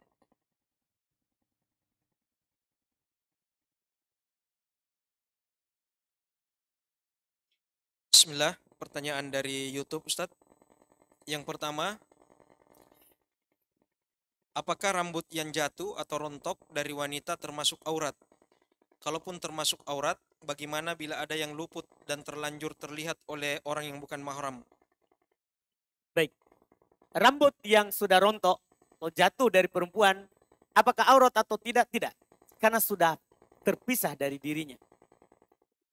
Tidak ada lagi ikatan dengan dia. Tidak ada lagi ikatan dengan dia. Yang aurat itu kalau masih di badannya. Karena perempuan kata Nabi SAW, al-mar'a atau aurah, perempuan itu adalah aurat. Ini saat ada di dia aurat semuanya. Adapun kalau sudah jatuh, maka sudah hilang ikatannya dengan yang punya. Wallahualam. Ya, pertanyaan kedua Ustadz. Apakah betul ketika membaca tasyahud awal pada sholat yang 2 rakaat, kita tidak disunahkan membaca salawat? Baik, itu diperselisihkan oleh para ulama rahimahumullah. Terkait dengan masalah apakah di tasyahud awal baca salawat atau tidak. Sebagian ulama dalam hal ini penukilan dari Syafi'iyah, mereka katakan sunnah baca salawat. Sunnah baca salawat di tasyahud awal juga. Mereka berdalil dengan hadis bahwa Nabi SAW pernah mengajarkan tasyahud. Setelah itu Nabi katakan, fal yatakhayyar masya'a minad du'a. Maka hendaklah dia pilih apa yang dia maukan dari doa. Kata mereka, sebaik-baik doa adalah salawat. Sebaik-baik doa adalah apa? Salawat. Itu dalilnya. Jadi mereka arahkan ke situ. Ya, sementara mayoritas ulama yang lain enggak. Karena ketika Nabi mengajarkan tasyahud tidak ada salawat. Setelah itu para sahabat bertanya, ya Rasulullah, kami telah tahu bagaimana cara bertahiyat. Terus bagaimana cara bersalawat? Setelah itu Nabi ajarkan pisah. Jadi terpisah diajarkannya. Maka dari sini yang kuatnya tidak ada salawat di tasyahud awal. Wallahualam. Selanjutnya Ustaz, bagaimana hukumnya orang yang sering melakukan perbuatan maksiat atau dosa yang diharamkan, kemudian bertaubat, lalu mungkin gagal, maksiat lagi, tobat lagi, seperti itu Ustaz? Masya Allah. Selama dia bertobat, diampuni. Ada hadis riwayat Imam Ahmad dan selainnya.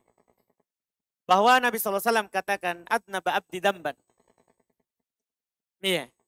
Kemudian dia tobat, kembali kepada Allah Subhanahu wa taala, maka Allah katakan alima anna lahu rabb wa qad ghafartulah. Dia tahu kalau dia punya Rob yang mengampuni dosanya, maka dia kembali kepada Robnya dan saya mengampuni.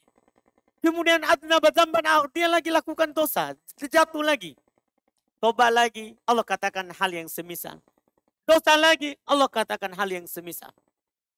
Ini menunjukkan bahwa setiap kita berdosa, maka kita akan dibukakan untuk kita pintu tobat. Bahkan ada hadis yang paling Masya Allah, yang pernah saya dapat terkait dengan dosa ini.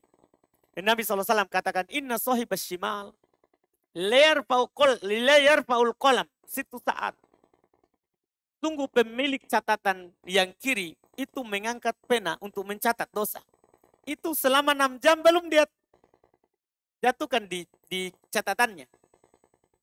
Kalau seorang yang berdosa ini selama waktu ini, dia beristighfar, menyesali apa yang telah dia lakukan tadi, maka dia akan membuang pulpennya. Artinya diampuni dosanya. Diampuni dosanya. Iya. Bukankah ini bermudahan? Enggak. Bisa saja dia lupa. Karena mukmin itu, karena Nabi SAW, innal mu'min nasa'an. Mukmin itu pelupa. Pelupa. Di banyak orang seperti itu. Pelupa. Iya. Ini semuanya yang menunjukkan. Dan ada ayat juga ya, yang menganjurkan bahwa seluruh dosa, apakah dilakukan sekali atau 2 kali atau seterusnya, itu diampuni oleh Allah selama kita bertobat. Kata Allah Subhanahu wa taala dalam Al-Quran, bukan berarti kita bermudahan dalam dosa ya. Tapi ini hakikatnya. Kalau kita lupa, tergoda lagi, dosa lagi, kita bertobat, diampuni. Tidak ada yang menghalanginya dari ampunan Allah. Kata Allah, kulli ibadiyalladzina asrafu ala anfusihim la taqnatu min rahmatillah. Innallaha yaghfiru dzunuba jami'a. Kata Allah, katakan wahai Muhammad kepada hamba-hambaku yang telah berbuat melampaui batas. Jangan pernah putus asa dari rahmat Allah. Allah mengampuni seluruh dosa.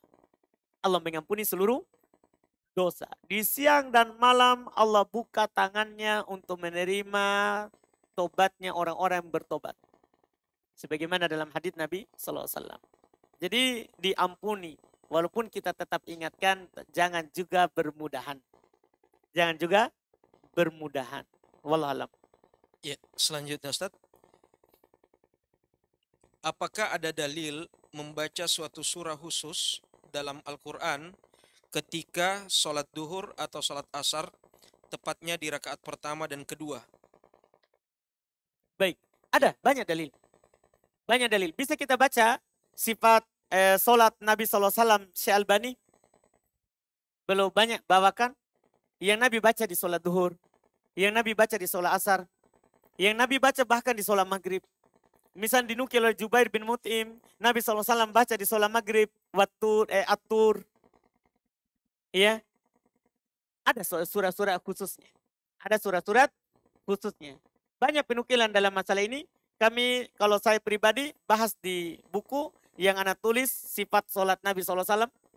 Anak rinci bacaan Nabi di duhur, di asar, di maghrib, di isya, di subuh. Semuanya ada bacaan Nabi SAW. Walaupun secara umum, kebanyakan bacaan Nabi SAW itu tidak keluar dari surah-surah mufassal. Surah mufassal itu mulai dari Qaf, ada juga mengatakan mulai dari Hujurat sampai An-Nas.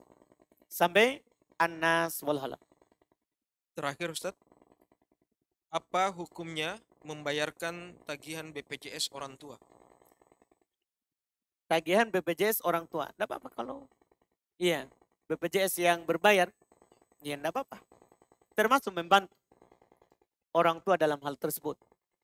Tidak ada masalah. Tidak ada masalah. Wallahualam. Selesai? Kemudian berikutnya kita selesaikan. Kayaknya masih lama perjuangan, enggak apa-apa. Iya. Hari ini juga alhamdulillah anak libur di ngajar di pondok. Jadi bisa sampai jam 12 malam. Tidak juga. Jangan takut. Kemudian pertanyaan berikutnya. Apa ada perbedaan bunyi atau bacaan tahiyat awal dengan tahiyat akhir? Bunyi seperti apa? Ini seperti tadi. Bedanya adalah di masalah sholawat dan doa. Itu saja bedanya. Adapun bunyinya, kalau tasyahud awalnya sama dengan bunyi tasyahud akhir dalam hal awalnya. Yaitu bacaan at-tahiyatulillah, wassalawatu thayyibatu. Ya, sampai seterusnya yang biasa kita hafal. Yang biasa kita hafal. Itu yang kita hafal itu yang salah satunya saja.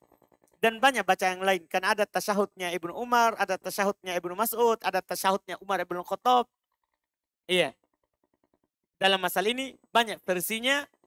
Ya, yang terkenal di kita itu yang Abdul Ibnu Mas'ud.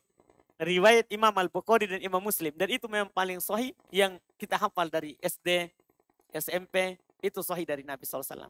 Yang bedanya adalah di tasyahud akhir. Tasyahud akhir kita ada sunnah sholawat, ada sunnah menambah, meminta perlindungan dari 4 perkara, kemudian ada sunnah doa lagi setelahnya, bagi yang masih ada waktunya sebelum salam. Itu saja bedanya.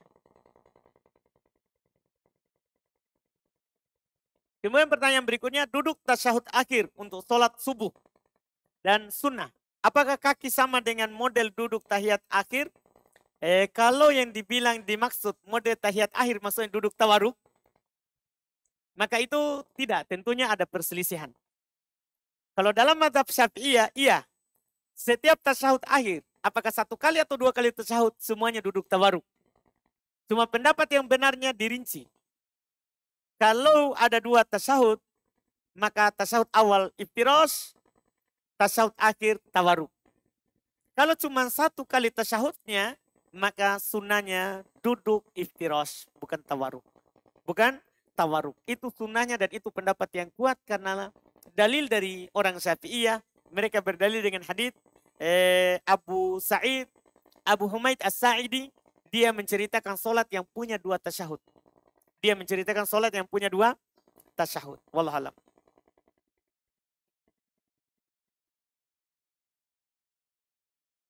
Kemudian berikutnya.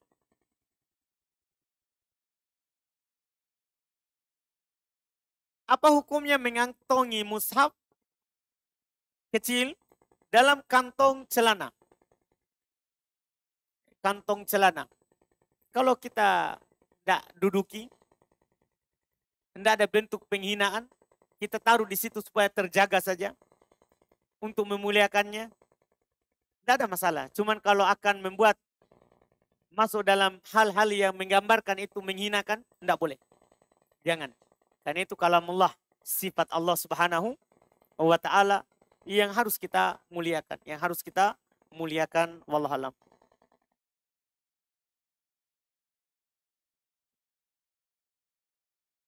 Bagaimana hukumnya seorang laki-laki melakukan perawatan wajah dengan cara dilaser dengan menghilangkan plek-plek di wajah? Tidak apa-apa, boleh. Mubah. Iya.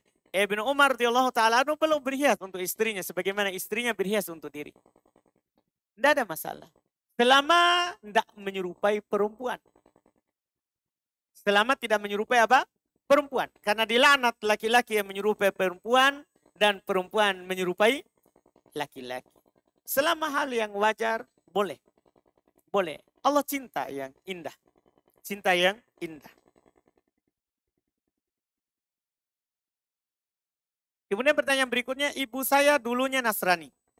Sehingga kalau Natal beliau sering mengucapkan selamat Natal kepada saudara-saudaranya. Saya telah mengingatkan bahwa itu adalah perbuatan syirik. Tapi masih tetap belum lakukan. Mengingat sebentar lagi Natal, saya berniat untuk mengingatkannya lagi. Minta saran apa baiknya saya lakukan kepada beliau. Kita nasihatkan yang terbaik adalah pakai hadis Nabi SAW. Dalam hadis Nabi SAW riwayat Imam Muslim, kata Nabi SAW, La tabada'ul yahuda walan nasoro bisalam. Jangan memulai mengucapkan keselamatan. Mengucapkan ucapan selamat kepada orang Yahudi dan orang Nasoro. Kalau dia memulai ucapkan selamat kepada kita, jawab wa'alaikum. Baru dijawab. Jangan dimulai. Itu saja. Kita nasihati, Nabi kita bilang kalau kita sebagai umat Islam, jangan memulai mengucapkan selamat kepada orang Yahudi ataupun orang Nasoro. Kalau mereka mengucapkan selamat kepada kalian, bilang juga atas kalian juga. Atas kalian juga. Itu saja. Iya, jangan tambah-tambah lagi yang lain. Jangan tambah-tambah lagi yang lain. Itu nasihat terbaik dari riwayat dari Nabi kita Muhammad sallallahu alaihi wasallam. Kemudian pertanyaan berikutnya, ini ada pertanyaan. Mohon nasihatnya untuk istri dan akhwat yang masih bermudahan dengan hijab dan tabarut. Di mana saat dinasihati akan mendatangkan pertengkaran. Bagaimana sikap suami dan saudara dalam perkara ini? Kalau kita suami, kita wajib menasehatinya tapi dengan halus, dengan baik. Jangan biarkan dia berada dalam kemungkaran. Kita nasihati. Dan kalau akan mendatangkan pertengkaran gara-gara masalah itu, walaupun itu kita katakan salah. Kenapa kita katakan salah? Karena seharusnya istri bahagia. Masalah dia tidak mampu melakukannya, dia masih kadang jatuh dalam kesalahan, itu adalah urusannya. Tapi kalau ada menasehatinya seharusnya dia bahagia, apalagi ini suaminya. Ya, karena siapa yang menasehatinya maka dia mencintainya. Tanda orang itu senang kepadanya. Apalagi itu adalah suami. Para ulama kita sering mewasiatkan man nasohak faqad ahabbak. Siapa yang menasehatimu maka itu tandanya dia mencintaimu. Itu persangkaan baik langsung. Kalau ada orang mengingatkan kita, wah ini kamu salah. Bilang jazakallahu khairan. Itu ciri dia menyukai kita. Senang kalau kita tidak jatuh dalam kesalahan. Iya, kita senang dulu. Masalah kita tetap lakukan atau tidak, itu kan urusan kita dengan Allah. Ini nasihati, ini nasihat. Kita terima. Kita terima. Apalagi ini istri dari suaminya. Cuman setelah itu kalau mendatangkan mudarat, kita sering menasihatinya malah tidak bagus. Tidak apa-apa, kita tahan. Kita berikan peringatan kalau itu bermanfaat. Kalau tidak bermanfaat, kita tahan dulu sampai bermanfaat. Sampai bermanfaat. Iya. Yang jelas, harus lemah lembut. Tidak boleh langsung segera ingin meluruskannya. Karena perempuan memang dia bengkok. Dicipta dari tulang rusuk yang bengkok. Ditambah lagi dia kurang agama, kurang akal. Cuman kalau kita biarkan akan terus bengkok. Kalau juga langsung mau diperbaiki, maka akan patah. Maka caranya pelan-pelan dalam memperbaikinya. Pelan-pelan dalam memperbaikinya. Kemudian pertanyaan berikutnya. Jika kita diberi harta, sebidang tanah tambah 2 bidang tanah, sebidang tanah tambah 2 bidang tanah. Ya, bilang saja 3. Iya. Kepada orang tua kita semasa hidupnya. Tetapi saudara tak tahu kalau kita diberikan tanah tersebut, apakah boleh kita jual? Seumpama 10 orang bersaudara. Cuma 3 orang saja yang kita kasih. Karena saudara tersebut kekurangan. Yang lainnya tidak mengetahui. Bagaimana dengan orang tua kita dengan pembagian tersebut? Berpahala apa berdosa? Pertama, orang tua kalau dia berikan anaknya semasa hidup boleh. Itu harta orang tua. Cuman dianjurkan orang tua itu berikan semuanya. Kalau dia beri yang satu, dia beri juga yang lain. Itu semasa hidupnya. Itu urusan orang tua. Itu urusan orang tua. Pernah sahabat Nu'man ibnu Bashir, ayahnya Bashir. Saat lahir Nu'man, ayahnya Bashir radhiyallahu ta'ala memberikan sesuatu untuk Nu'man. Cuman istrinya Nu'man bilang, tidak mau saya terima sampai kamu mempersaksikan Rasulullah. Maka Bashir pun ke Rasulullah. Rasulullah bilang, bertanya kepadanya, apakah kamu berikan juga anakmu yang lain seperti itu? Katanya enggak. Maka saya, kata Nabi, tidak mau mempersaksikan atas hal itu. Artinya kalau satu orang anak diberi, berikan juga yang lain. Kalau sudah diberi masa hidup, maka bebas kita mau jual, mau apakan. Kan itu punya kita, diberikan oleh orang tua kita di masa hidup. Ya, walaupun saudara kita yang lain tidak tahu, yang penting mereka juga dikasih. Tadi oleh orang tuanya. Tidak ada masalah, wallahu alam. Tapi kalau hanya kita yang diberi, yang lainnya tidak, jangan. Kita dolimi saudara kita yang lain. Sebaiknya kita bagi dengan saudara kita semuanya. Iya, yang mampu ataupun yang tidak mampu. Bagi yang mampu, kasih tahu saja. Kalau dia tidak mau ambil, bisa dikasih ke yang tidak mampu. Yang penting dikasih tahu dulu untuk menjaga persaudaraan. Untuk menjaga persaudaraan, wallahu alam.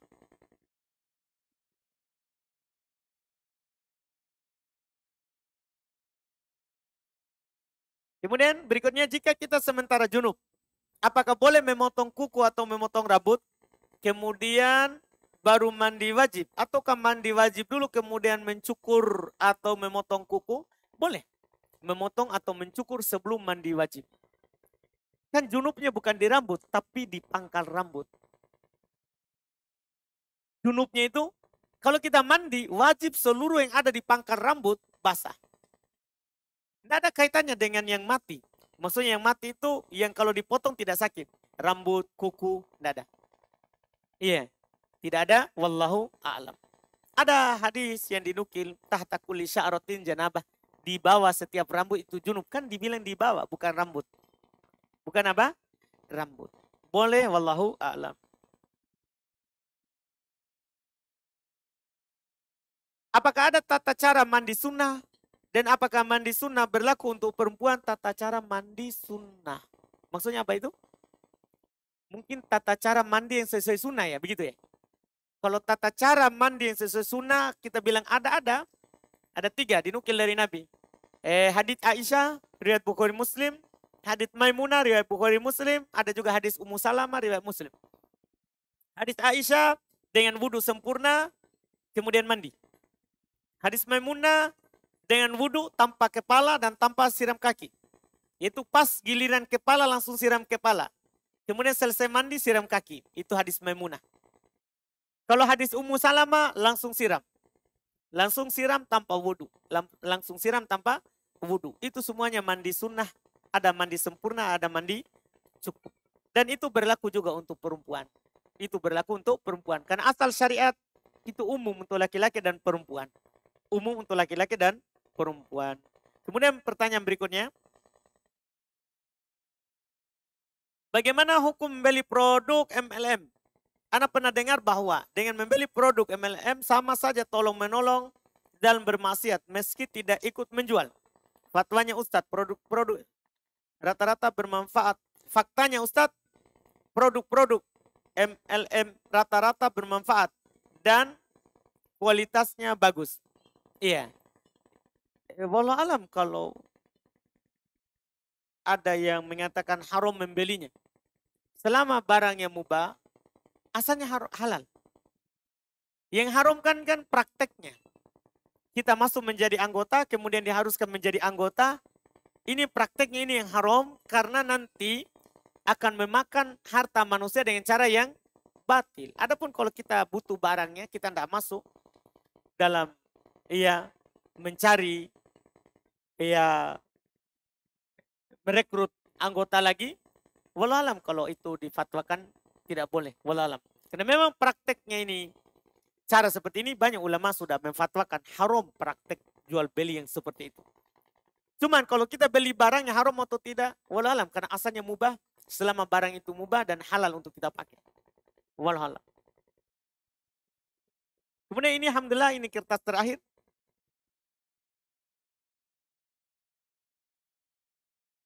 Ini ada pertanyaan, apa Ustadz jika terdapat 2 dalil sahih terhadap 2 kaifiat pada amalan yang sama, apakah kita harus memilih dan meyakini serta mengamalkan satu dalil atau boleh melakukan bergantian. Seperti mendahulukan lutut saat akan sujud sebelum tangan. Atau mendahulukan tangan sebelum lutut. Pertanyaannya dari awal, yang di awal benar.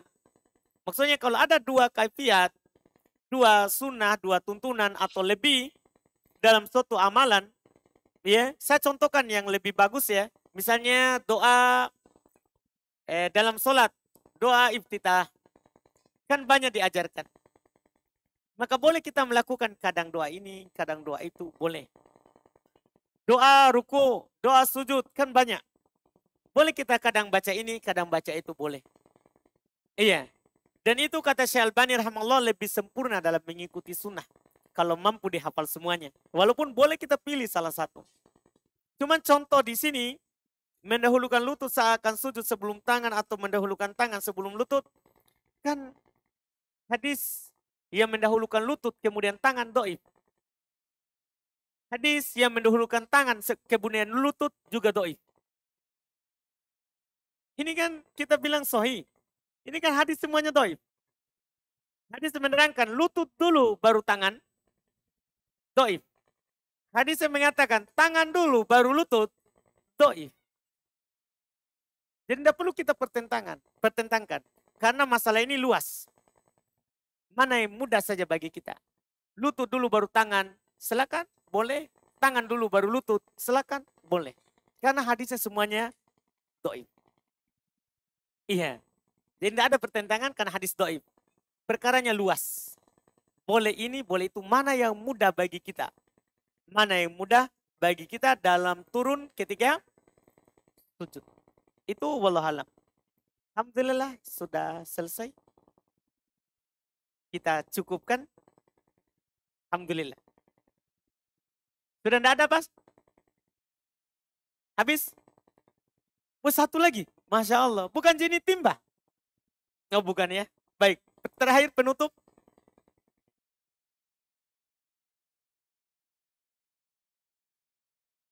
Bismillah, pertanyaan saya mengenai masalah seputar wudhu, Ustaz. Kalau kita mengikuti kajian yang tiap malam Selasa itu di pertemuan ke-10, entah tahu serupa pertemuan keberapa masalah wudhu.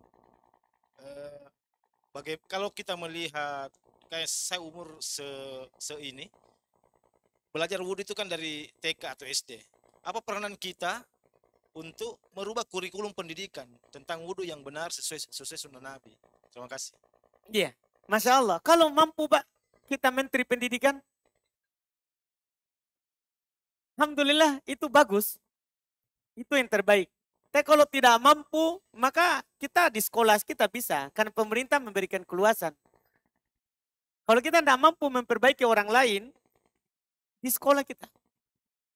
Iya, seperti misalnya kita di As-Sunnah. Kan fikirnya kita buat. Iya, kita tidak ikut yang tersebar, kecuali buku umum. Buku umum kan memang pakai buku dari sana. Buku umum. Adapun buku agamanya kan kita buat sendiri. Kita buat sendiri. Nah, kalau kita bisa mengubah semuanya, alhamdulillah bagus itu. Bagus. Supaya ada tuntunannya di atas dalil yang sahih. Di atas dalil, semuanya dalil yang sahih. Iya. Kalau mampu. Kalau tidak mampu, kita tidak dibebani dengan apa yang kita tidak mampu. Lakukan saja yang kita mampu. Lakukan saja yang kita mampu. Dan kita tidak dapat dosa dalam hal tersebut. Alhamdulillah. Iya. Baik, kita cukupkan. Subhanallah hamdik. Asyhadu an la ilaha illa anta astaghfiruka wa atubu ilaik. Assalamualaikum warahmatullahi wabarakatuh.